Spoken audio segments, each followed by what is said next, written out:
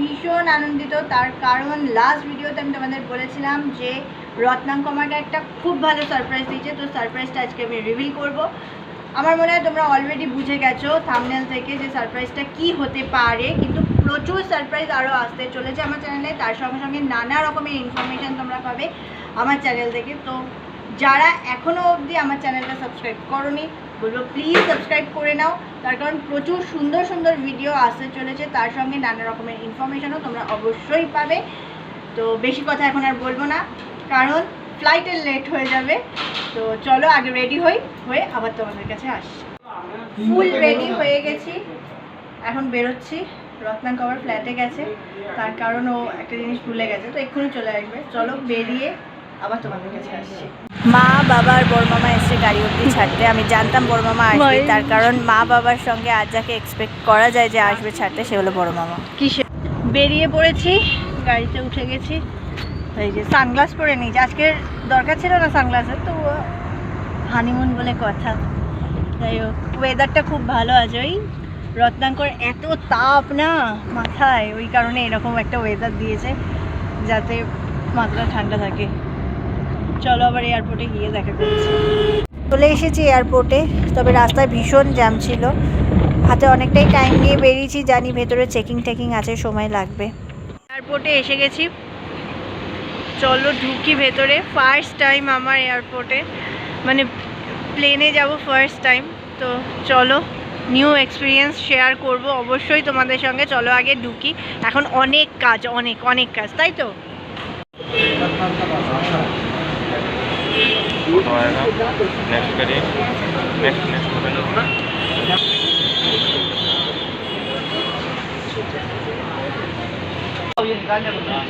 MTV सबका एक ही निकल जाएगा ना। চেকিং চলছে, লাগেজ চেকিং। সোজা করেই বসাও, ওই ইয়ে করে, হ্যাঁ সোজা করে বসাও, দিয়ে দাও। হ্যাঁ,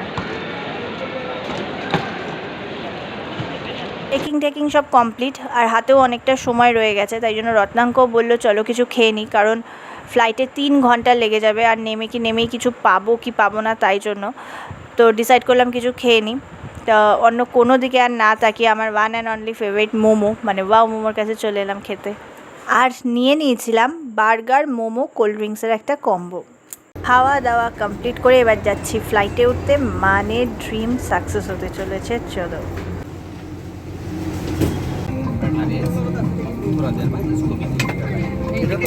হ্যাঁ, এটা আমার।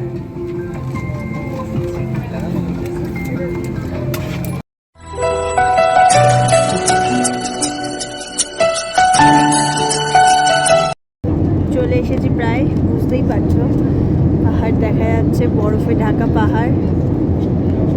রত্নাঙ্ক ড্রিম ট্রু হতে চলেছে, আর 5 থেকে 7 মিনিটের মধ্যেই নেমে যাব। উফ, কি অসাম লাগছে জায়গাটা, কল্পনার বাইরে জাস্ট। বেরিয়ে গেছি, চলে এসেছি শ্রীনগর।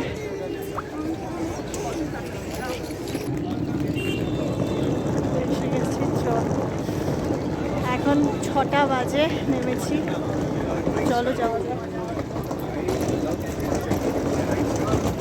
এখানে আমাদের ড্রাইভার দাঁড়িয়ে আছে, ড্রাইভারকে নেমেই পেয়ে গেছি খুব ভালোভাবে।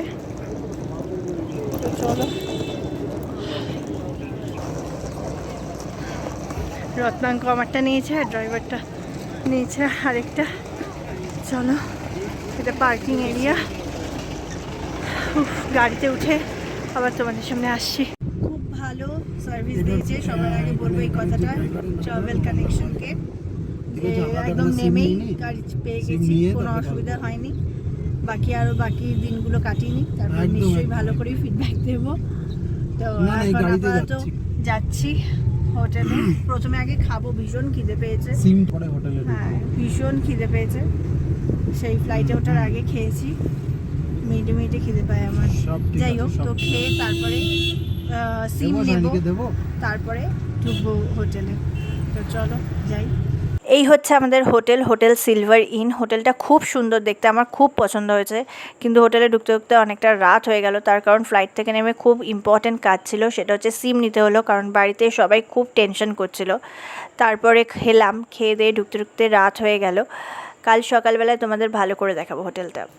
এখন অনেক ফর্মালিটিস আছে, সেই সব ফর্মালিটিসগুলো কমপ্লিট করে তারপর রুমে যাব। তো যাই হোক, তোমরা তো জানতেই পেরে গেছো কী সারপ্রাইজ ছিল। আর বেশি কথা বলবো না, আরও সুন্দর সুন্দর কিছু ভিডিও নিয়ে আসছি নেক্সট ব্লগে।